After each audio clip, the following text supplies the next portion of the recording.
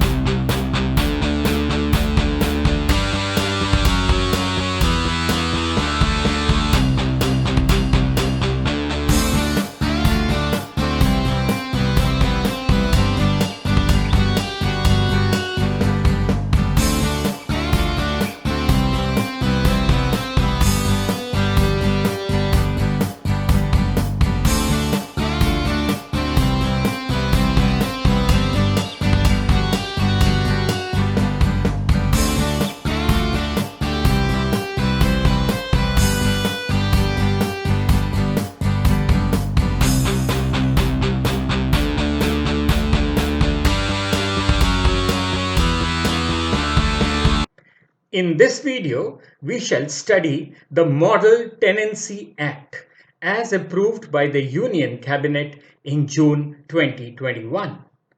The aim of this act was to streamline the process of renting property in India while bridging the trust deficit between landlords and tenants.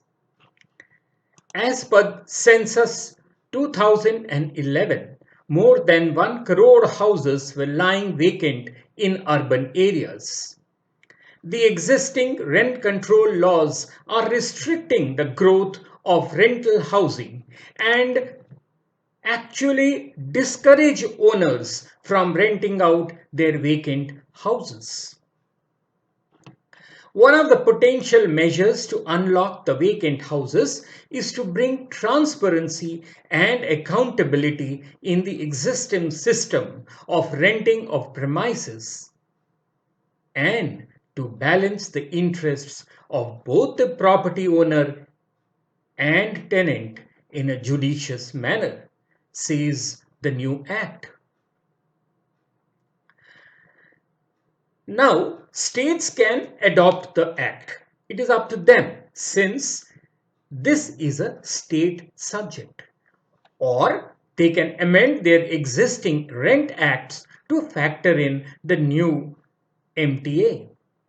States and union territories have memorandum of understandings with the centre under the Pradhan Mantri Yojana Urban, which has this provision. The Act seeks to cover both urban as well as rural areas and will apply to premises let out for residential, commercial, or educational use, but not for industrial use. It also will not cover hotels, lodging houses, inns, etc. Now, this model law will be applied prospectively and will not affect existing tenancies.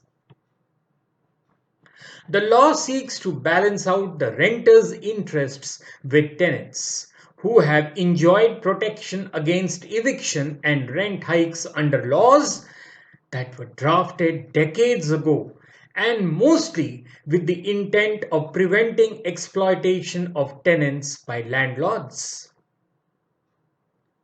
Besides, the Act is expected to give a fillip to private participation in rental housing as a business model for addressing the huge housing shortage, the Ministry of Housing has said. Now let us have a look at the key features of the Act. First, the centre has claimed that the Act will balance the interest and rights of both the owner and tenant in an accountable and transparent manner. It is hoped that the Act will encourage the growth of rental housing as it is a preferred option for different segments, including migrant workers, professionals, and students. Second, the Act will provide a model for urban and rural properties as well as a template for residential and commercial properties. It would take people from informal to specific contract arrangements between the landlord and the tenant. In case of dispute between the landlord and the tenant, a rent authority or a rent court would be available for speedy resolution. Third, a tenant will have to submit a security deposit of 2 months for residential premises. For commercial property, a tenant will have to pay 6 months rent. The tenant cannot sublet a part of or the whole property to someone else.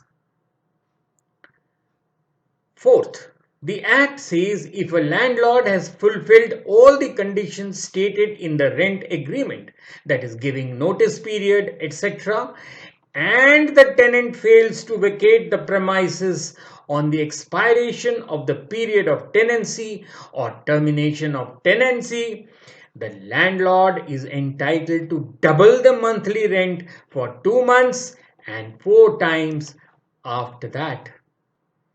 Fifth, under this Act, the landowner would give a notice in writing 3 months before revising the rent. The landlord cannot hike the rent in the middle of the tenure. A landowner cannot cut power and water supply in case of a dispute with the tenant.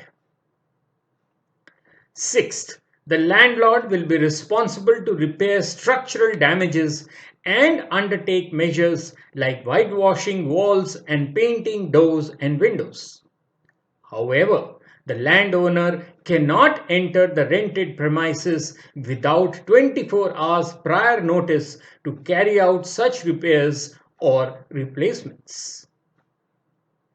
Now, what was the need for the law? Well, as per the 2011 census, only 21 million, that is 20% of urban houses were given out on rent. Conservative estimates state that as many as 1 crore houses are standing vacant for various reasons. A key dampener for investor and owner sentiment was that there was no sound mechanism to resolve tenant-landlord conflicts, apart from a really expensive and protracted route of filing a civil lawsuit. Property owners also found it near impossible to evict tenants, which further created a negative view towards renting. The returns from residential real estate have remained very low. The prices of owning a house are quite high in most large cities in India, but the corresponding rental income is still in the range of 1.5 to 3% of the capital values. As a result, it fails to attract capital or long-term operations interest from property owners when compared with the ordeal they may have to endure in case of a bad tenancy. The Act tries to address how a renter can legitimately increase the rent without compromising the rights of a tenant. Furthermore, the law not only minimizes the possibility of disputes by clearly defining landlords' and tenants' responsibilities and obligations, but also puts in place a robust mechanism for grievance redressal mechanism to provide speedy resolution to disputes. Tenancy and leasing operations in India are closely regulated by a Rent Control Act that is implemented in various forms in all states. Let's see an example.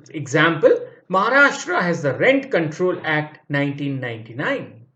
Delhi has the Rent Control Act 1958. And Chennai has the Tamil Nadu Buildings Lease and Rent Control Act 1960. Now, the broad idea covered in each of the rent control acts is to protect tenants from unfair eviction and to settle disputes between the landlord and the tenant. However, a serious drawback of these laws is that most of them have not been amended in over 2 decades, ensuring that the rent ceiling remains capped at the levels prevalent in the late 90s. Now, this has certainly discouraged owners from renting out property and has also dampened investor appetite for purchasing second or third homes due to low capital returns. On the other hand, it has not even benefited the low and middle income groups as was originally intended. Industry experts have opined that the Act, if implemented in letter and spirit, will encourage the private sector to develop housing projects for rent purposes and also bring a huge stock of vacant flats in the rental market. However, as land is a state subject, this act is not mandatory for the states to implement. States and union territories can adopt, if they so want, the Model Tenancy Act by enacting fresh legislation, or they can amend their existing rental laws suitably. As the rules are not binding, states would hardly be in a hurry to embrace it, given the fact that political expediency may be a factor in consideration. Another factor is that the law envisages a three-tier grievance redressal system with a district level judge in charge of dispute resolution. Now, what does this mean? It means that the states will have to invest time, resources, and efforts to set up these institutions and also spare human resource from an already overburdened lower judiciary. Now, which they most certainly will not be in a hurry to do. Another possible hurdle can be that states will have to set up a grievance redressal mechanism comprising of rent authority, rent court, and rent tribunal to provide fast-track resolution of disputes.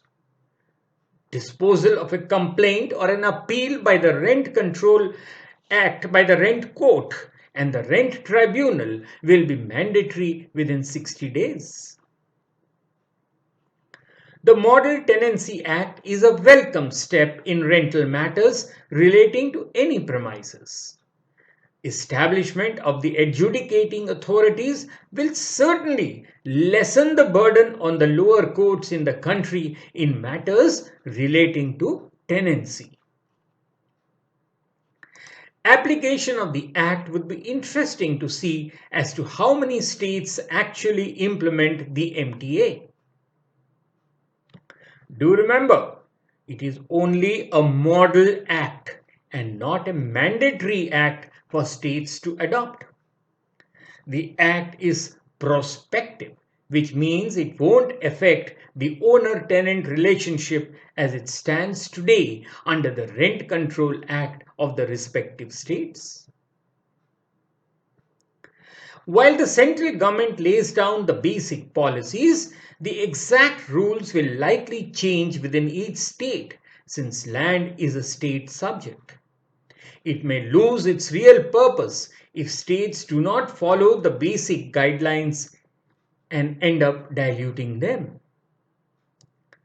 For this reason, the Model Tenancy Act may well become a process rather than an event and need several course corrections to reduce regional dilutions before it becomes a force to reckon with. Well, that's all from me in this video. This video is based on the information freely available on the internet. No originality is claimed for the same. The intention of this video is only to prepare candidates for answering examination questions on the subject and not for any financial gains. Do like and share this video and do subscribe to my channel now so that you do not miss out on my previous or future videos. Till later then, cheerio.